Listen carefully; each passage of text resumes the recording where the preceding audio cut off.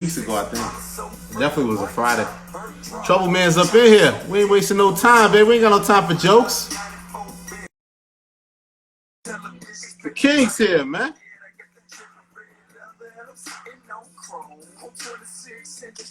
Yeah, yeah. Yeah. We ain't got no time to play no games. It don't take all day to do nothing. What's happening? King, what up, baby? Man, ain't nothing to it. But it's cold out here today. What's happening? You're back in Georgia, huh? Yeah. We in Atlanta. Okay, yeah. I heard you busy. You taking this downtime and you working, man. I heard you making music. You shooting reality shows again. I can't keep up with you, man. Man, moving at the speed of opportunity. Yes, sir. Outside of the opportunity, like, what's the adjustment been like for you? Like, spending so much time at home with the fam, like, personal friend. How's the fam doing? How's the wife? How's the kids? How's everybody feeling? Man, everybody's doing great. Everybody's doing great. Great spirits. Everybody's healthy, happy, encouraged. I think right now, man, for me, it's always about, taking advantage of opportunities to do things that I've been putting off, probably should have been doing, and just, ripping and running so much, ain't been able to, like reading more, finishing some script ideas and completing, some projects that I had on my slate. I mean, man, this is a perfect opportunity, man, for change, to make some changes in your life that you probably should have been made, been looking for a sign, looking for the right time. Yeah. It is. You got time on your hands, right? You got to make the most of it. Right on. Yeah. Absolutely. And I love like being here with the kids more. I love, you know what I'm saying? Yeah, I was gonna ask you, are you tripping and like learning even more about your kids and how they move, like observing them more and more? Like, are you learning anything new about them? Absolutely. I think, listen, man, our kids have so many outside influences. You dig what I'm saying? From day to day, week to week, they begin to develop different perspectives, different outlooks on life. Yeah. And I mean, you have to keep up. So this is a perfect time for me to catch up. Yeah. And now I can kind of keep up from here. Yeah. So they just have their own interests that trip you out. Their own movements. All things they got. Man, they all, I used to think, Major's beginning to open up a lot more, you know what I'm saying? He's beginning to actually be a little more vocal about where he at with it. Yeah. That's dope. Speaking of being vocal where you at with it, you with this podcast, man, it's getting serious and serious, man. It's Expeditions podcast, man. Talk about the success of that. Like, I know when you first got into it, you didn't really know what it all would entail, but it seems like you've really embraced it and having real good success with it. Like, what's that transition been like dedicating yourself to that? Man, to be honest, bro, I had no idea what a podcast would actually provide or what the purpose for it would be. And when the opportunity was introduced to me, I mean, I really was just like, for what? As the more I began to mull it over, man, the more I began to just kind of think about it and ponder it in my head. I started thinking, like, what would a podcast? What would I want to speak about? Who would I want to talk to? And as I began to speak about stuff like that to myself, then the concepts just began to kind of form in my head. Yeah. So how much preparation do you do before an interview? Like, if you know you're about to sit with JD, like, are you prepared for it, or you just kind of freestyle out of it? Like, how do you approach it? It depends on the guest, though. It depends on the guest. Like, for instance, like for JD, I know a lot of, you know what I'm saying? Yeah. I know him personally. So I know the things that I've always wanted to ask him. Yeah. You know what I'm saying? Like, man, how you get Janet? You dig what I'm saying? Like, don't you dig what I'm saying? And kind of like, how did you continue to recreate success so many different ways when wasn't nobody paying attention to Atlanta? Yeah. No, I started thinking too, like the way he made Usher a success, they thought Puffy was going to be the one to groom him. Right. But it ended up being why you leave me off Welcome to Atlanta?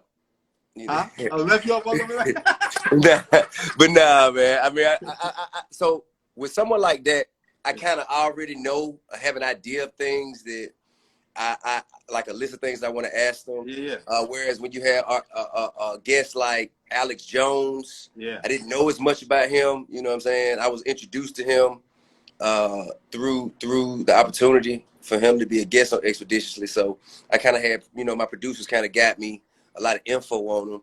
And, you know, as he began to speak, they kind of jogged my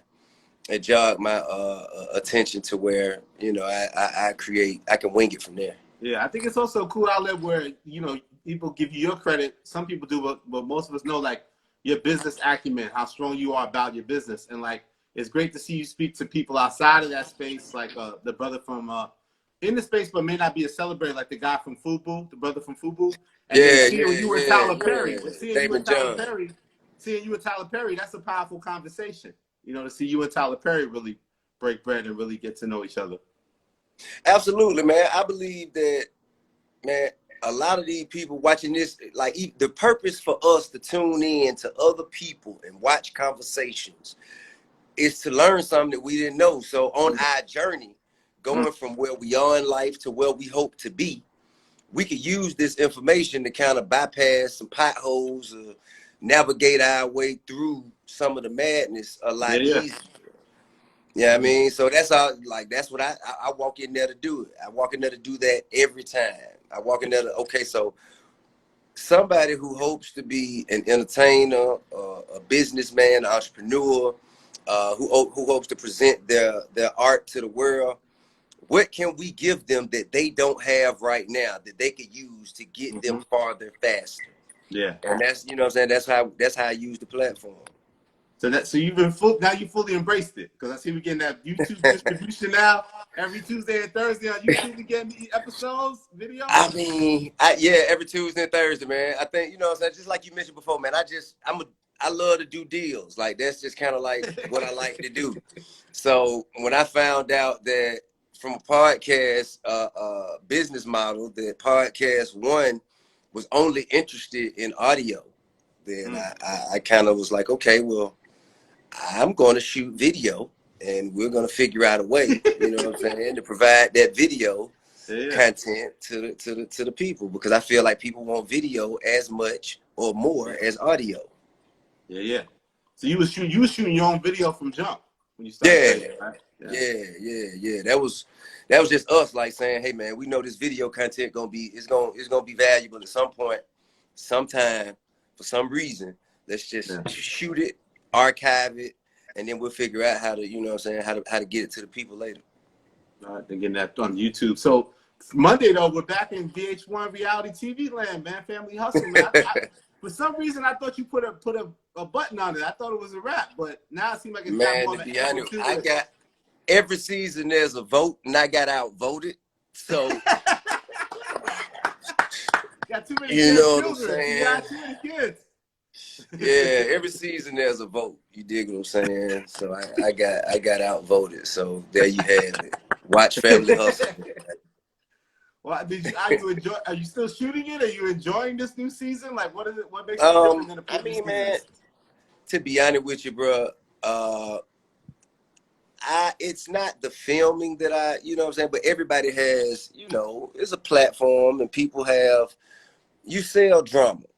You know, you sell salacious content. That's what gets the attention of the people going. And if I sense some of that going on, then that's what I have a problem with. It's not actually the show itself. Yeah. No, definitely. I mean, and I saw that thing when you was with Snoop, and you said, you know, you try to stay even-headed about shit, and you don't live for the cheers, you don't die for the booze. But you know, I think even the show itself, they're gonna explore the time when you had the controversy with your daughter. Like, what is it like when everybody's on your head, you know, and like you are just the topic of every gossip conversation, and like everyone's saying something about you? Like, how do you maintain that? I don't care. I really don't, like, because what people say about me is a reflection of themselves. You dig what I'm saying? I feel like even when you take that situation, for example, people didn't take what actually happened or what I actually said and went with that. People took what they assumed happened. People say, "Oh, he was in the room. He was in the room with the doctor." And who said that? You know, nobody said this. So, but it's their thought of themselves or their experiences with their family member. They might have weird, freaky family members that did inappropriate things to them, which is why they would assume I would be freaky and weird and creepy to do inappropriate things. But that ain't never been in my nature. That ain't never been in my character. And everything I've ever done has always been done as a loving, caring, concerned parent. And anybody got a problem with that, then that's just a reflection of you, not me. So I don't really care. Yeah. You don't want to take you down. We care about this music though, man. I heard you got something in the tuck, man. Hype Williams video in the tuck. I heard you got some song coming, man.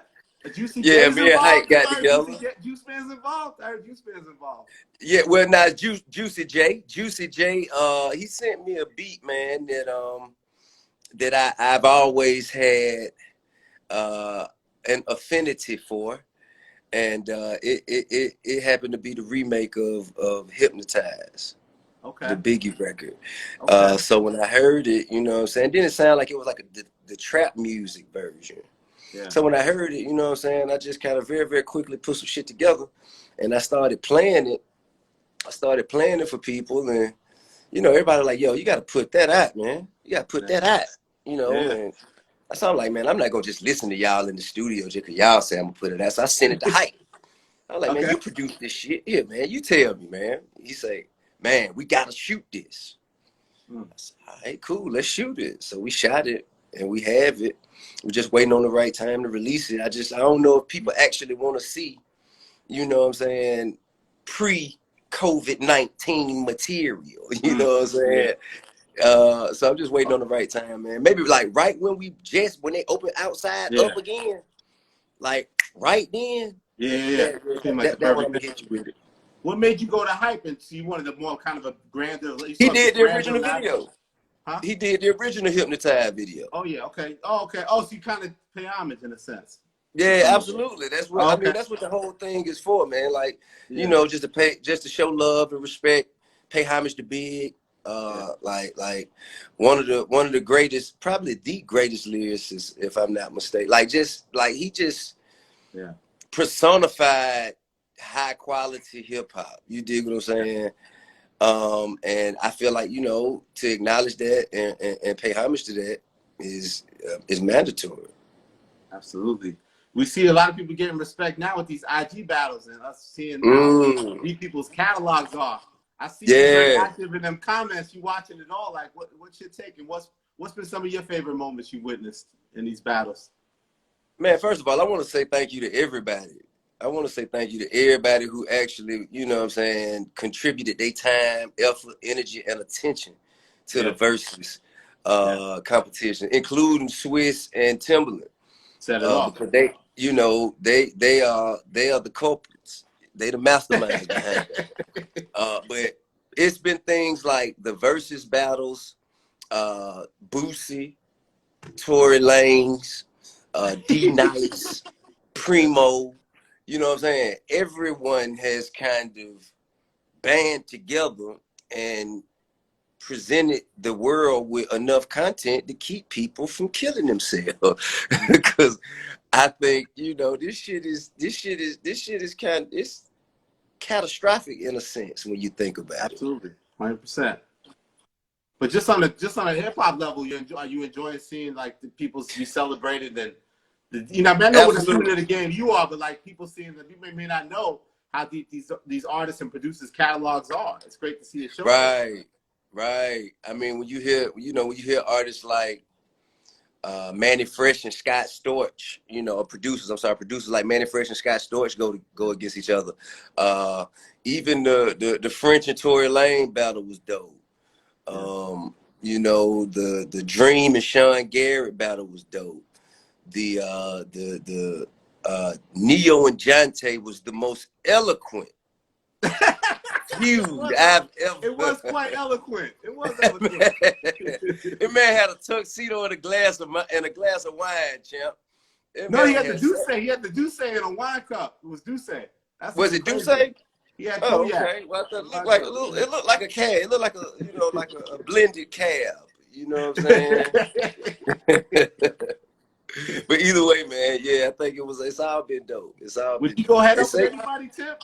Like a friend like Jeezy? Anybody? Luda? I mean, bro, you know, what up? For me, man, I think it's more like a celebration. You dig what I'm saying? It's a celebration of one another's catalogs. You know, I mean, yeah, I do. I don't back down from nothing. You did. Yeah. I just want to. Don't put me up against nobody like Snoop. You know what I'm saying? Like, don't throw me up against Snoop now. You know, I ain't going for that one. Yo, OGs, they can't. Yeah, right. Over you. But yeah, somebody in my class, I take that smoke. Cool. So what's going on with some new artists? I think I heard you officially severed ties with Travis, right? Travis Scott is on his own. I mean, I ain't severed ties, you know what I'm saying? He's elevated himself as a CEO and as a mogul and as any of us artists, as we graduate in the game, we want our independence. You dig what I'm saying? And now he is graduated to the point where he's earned his independence. There you go. And he deserves it. Absolutely. But Tokyo Jets, she's priority now at the label, right? Grand Hustle. Right? Yeah. Talk about that young lady for people may not know. Tokyo Jet 5, man. Tokyo Jet 5. She probably, man, one of the most driven artists that I've seen. Not just female artists, but one of the most driven artists, like self-motivated artists that I've seen, and one of the most talented. She go in there and write her own. She talking about her own life. Like ain't nobody putting words in her mouth and write her verses for her. And I feel like she up next. You dig what I'm saying? But really, she got now. You know, depending on what part of the world you in. But I think it'll be globally recognized sooner than later. Absolutely. Before we get out of here, I'm hearing about something called Once Upon a Time in the '90s. What's that? Yeah, Once Upon a Time in the '90s, man. That's for lack of a better term, it's a project that I've been working on. It is kind of like my wonder years. You know, it's about Tip at 15 years old, and right when I was just meeting my partners, you know what I'm saying, and we all got ourselves in the shit that inspired what we now know is trap music. So those years of my life leading up to the time when I finally got an opportunity to do music professionally, that's what Once Upon a Time in the '90s is about. I'm cooking that up, and then I heard we might get a memoir one day. You might take some of this downtime to really put everything in perspective. I'm working on it, man. I'm working on it. Me and help, man. We're about to talk about this, Tip. You know what I mean? See, me and Benjamin Meadows Ingram been working on something. Oh, there we go. For quite some time. Yeah. That's family. Yeah, absolutely, man. He and I, man, we've been close and kind of attached at the hip, as far as journalism is concerned for over a decade now.